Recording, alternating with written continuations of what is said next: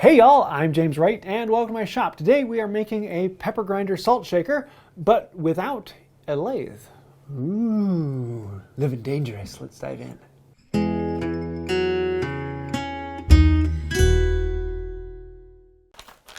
So, we have a salt and pepper kit, and we have walnut. Wait, are you telling me I'm not using white oak today? Oh, well, sad. Well, I guess walnut's a really nice extra that I can throw in there from time to time. This is what I call a scrap of walnut. It is actually a scrap that I got. Actually, this came off of the log pile from Matt Cremona. And it is a piece that I've pulled chunks out here and there. What I want to do is start by making one edge square to a face. And this way I know that I've got a square edge that I can work off of. This will give me my reference face and reference edge. It is very important that I end up making a square prism out of this. It needs to be almost exactly square so that my octagon turns into an octagon rather than an oval type thing. Here is a marking gauge that actually I'm going to be using next week will be the video on making this. And I'm kind of playing with a few things on this and trying out different methods. The cutter on this one's a little bit too long and I'm kind of learning that here. So we'll be fixing a few of those things in the video next week. So stay tuned for that. We're going to rip this down with a large handsaw. This has a large 4 ppi tooth that will let me cut through the 4-inch thick walnut. Walnut cuts really easily. So we are basically resawing even though we are ripping the board down. So it does take a good bit of work. We're going to cut it down 6 inches long, and this block will then be 6 inches by 2 inches by 2 inches. So now that we've ripped down the 6-inch, we are going to cross-cut down to that and grab a piece that is now 2-inch by however thick the board was. Now that I have that done, we're going to plane that surface down to the marks that I put with the marking gauge. And this will give me a face that is parallel to the first face that we marked off of. I'm going to come back and deepen those lines a little bit because I had to plane some of them off, and I want to make sure that they are what I want them to be. Next, we're going to then rip this board down to 2 inches. So it's 2-inch by 2-inch by 6 inches. If I were putting this on the lathe, I'd actually want it to be a little bit bigger. I'd want to do something that was around 2.5 by 2.5. That would give me enough material to cut through. But because I'm turning this into an octagon, the square faces are going to be the maximum shape, and so 2 inches is really good. So if you want to do it on the lathe, like the plans say, it's going to need to be a little bigger. So now we have a square that is square on all sides and 6 inches long. And we want to make sure that it is truly square on all sides and gives me a nice square edge. Planing off all the saw marks, checking it again, planing it, checking it again, planing it, checking it again, making sure all the sides are the same lengths and that all corners are square, and very happy. You can take it over the shooting board and clean up both of the ends. We want to make sure that they are also square to the face, and this will then give us something we can work off. Now we need to find the center of this, and I could use my center finder, but I wanted to play around with some dividers, and I can kind of eyeball where is center on here and walk it across the other side. No, it needs to be a little smaller. No, it needs to be a little bigger. It's a little slower way to do it than use a center finder, but it is kind of fun. And you can spin it around, and then it gives you that nice center dimple that you're going to need for drilling the hole out. But to create the octagon, I need to know where does that circle then intersect with each corner. And this way I can plane it down until the plane just touches the circle. And that way my sides are all the same size.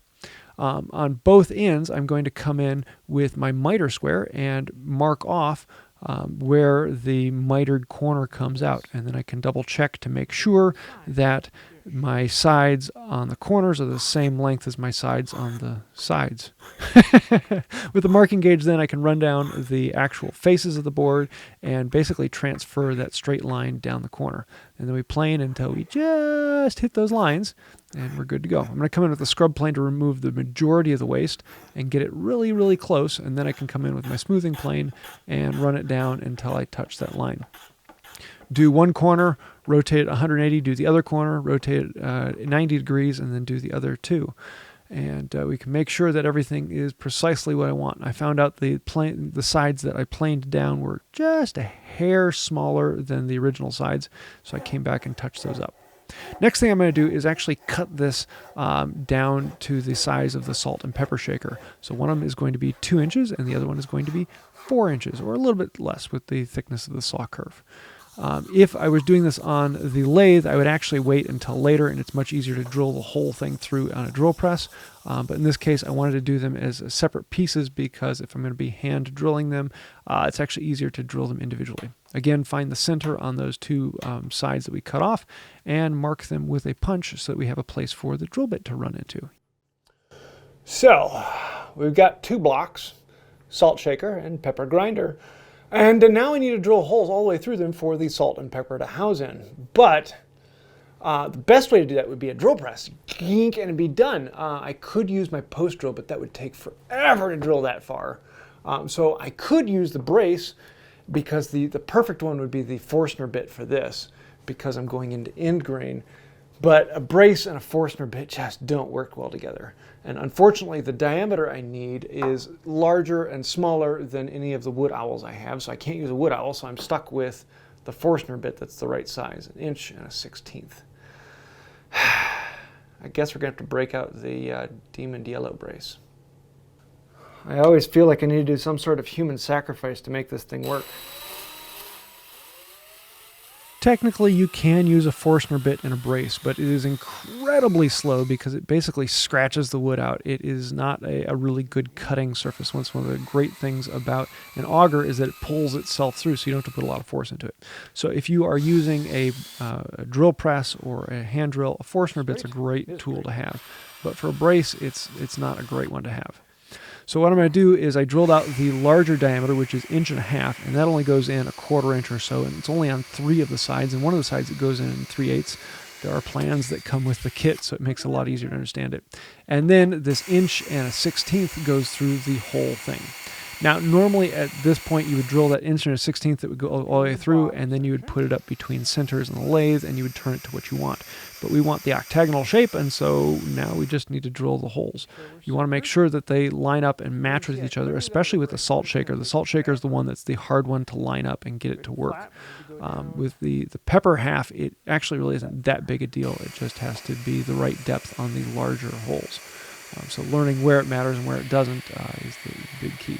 On the pepper grinder, all you're doing is creating a cavity for the pepper to fit into. On the salt shaker, it has to correspond to the pepper half and then onto the cap on top, and so those holes need to be perfectly in line. And so we can drill out the cavities, and now it's basically ready for assembly. Although we want to do a lot of little finishes on it, I want to actually test it and make sure, so we can put all the pieces together, hold them in place, slide things in, and then put the cap screw on and make sure that indeed everything rotates and turns together and everything is in alignment. Now, because we drilled these separately, it's going to be almost impossible to get the 2 halves exactly the same. And what I could do is put them together and then plane them both smooth. But in this case, what I wanted to do is actually chamfer the edges. And I got them close enough so that with the chamfer on there, you will never see that they are out of alignment. And it actually works out really well. So we're going to use a coarse rasp to come in and shape them, and then come with a file and detail these facets all the way around both edges of the top and bottom. And this is actually a really fun part where you get to make things very, very clean, especially when you come through with the file and you smooth it out. A file is so much more beautiful than sandpaper. Once we get it all shaped the way we want it, then we need to glue in this small piece into the salt half. And this will be what separates the salt from the pepper and then allows the top half to be the nut that rotates the bottom half. I'm going to use some epoxy just to add a little bit in there, and then I'm going to put the top cap on to make sure that it is centered both top and bottom. Don't need much pressure, I'm just putting the clamp on to let it sit. And then with that, we can set it aside and come back to it a little bit later. I want to add a little bit of detail onto the bottom. The first test one, I put a couple rings on it, and I thought for the second one, I would actually do a spiral running up it. It would be basically the same things we're doing here, but I thought, I really like the look of just these 2 simple lines. They're in about 2 inches up from the bottom, and it breaks it up and fits with the chamfered theme, and I like how this came out. So I used a marking gauge to mark my lines, and then I'm going to come in with the V-tool and clean them out. Now, because these are straight across, I can actually clean them up very, very nicely and get really sharp edges by running a saw file through there. It cuts them down a little bit deeper, polishes them all up, and gives me a very precise line that matches up from one to the other. A really nice, simple touch. It only took a few minutes to do this, and it really breaks up that flat, straight edge and gives it a very, very nice look. It's one of those things that I was kind of playing with and very impressed with how it came out. One of those spots where less really is more. You just want to add a little bit to it. After doing the final sanding, and I did sand it because I wanted to get the dust into the wood so that it will absorb the oil a little bit better. It gives you that darker tone with the walnut. Then we can apply homemade boiled linseed oil. And I love working with this stuff. It gives you the same color you get with the store-bought stuff, but it's easier to work with. I'm going to put it on, let it soak up as much as I want, put on, soak it up, and let it just soak up until it doesn't want to take any more. And then we can wipe off the excess and apply paste wax. And that's all I'm going to be doing on this. It's all homemade. It's beeswax. It's raw linseed oil that I've polymerized my own. So it's completely food safe. Everything from this is great for the pepper and salt grinder. For the bottom of the salt half, there are a few screws that need to go into this, and then into the bottom of the pepper half, there's a few screws that go into that to hold it down in place. So you don't need the epoxy to hold it in place, but it is very, very useful for this one to get it down in. We're going to line everything up, put the screw through, and lock it down in place, and then this will let us know where we can put the screws into the bottom of the pepper half. You need to line up several of these notches so that you can actually get the screw in place, and then drill tiny little holes into the sides. And so there's this cap that holds the sole together when the salt cap comes off, because the bolt will want to come out. Then we drive in these tiny little screws, and that's that. It's ready to fill up. This is actually a really quick and easy project. It's one of these things, if you need to have a gift to take to someone you're going to a party and you want to give them something, this is a great one to do it. You can pour salt into the top and then pour pepper into the bottom, and now it is both the salt shaker and the pepper grinder all in one. Really simple little project, and is a great fun thing to make. It's one of these things where I've wanted to make one for a while, but really didn't think it would be all that great. But in the end, I was really happy with how this came out. I have the walnut there on the left, and the other one is spalted mango, and I really love the mango. It's kind of a fun one to work with. A bit difficult in the wood, but well worth it. So there you go. Simple project, lots of fun, and I really like how these came out. So there you have it. This one was a walnut that I made. I made this one earlier as a test sample out of some mango, and I really love this one. Just a lot of color in this. Walnut's just a really good, classical, nice look. And I thought about doing all sorts of different designs of actually doing a spiral pattern, but I like the simple lined look, especially with it separating from the two halves. I really like how these came out. Yeah, you can do it on a lathe, and it's much faster, and you make sure the lines hold up much easier, or if you have a drill press, it's easier to drill them. But it actually works without a lathe, and you can do it just from that. I'll leave a link to the kits that I'm using down below. The one I had actually came with the bits needed to drill the holes, though I think that one's currently out of stock. So lots of fun. Pepper grinder, salt shaker, really quick and easy project. This first one took me about 2 hours. This one's probably about an hour and a half worth of working.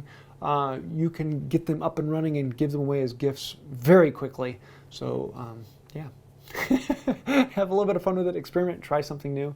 And if you do have any questions or thoughts, let me know those down in the comments down below. I do read through all of them, and I answer as many as I possibly can get to, so thank you for that. If you have any specific thing that I should do better, then throw that in the comments, or hit the like, comment, share, subscribe. Those things do help the channel, and they help us grow, get in front of more people, and thank you. That means a lot. If you want to take it one step farther, there are a bunch of names that are scrolling over here on the side. They are the patrons on Patreon, and without patrons, this channel wouldn't exist. We are completely sponsored by you, the viewer. So the lights are kept on, the camera is kept rolling by patrons. Thank you. If you'd like to find out more about that, you can find out about Patreon in the description down below, or you can click the little join button and become a member here on YouTube. Both of those are two different systems that actually do provide for the channel, so thank you. And I do provide special perks for both, as well as those watching this currently behind the scenes who are patrons and members. So thank you for that. I think that'll about do it for today. And until next time, have a wonderful day. Wood by Wright, the one place you can come to be assaulted with a pepper grinder.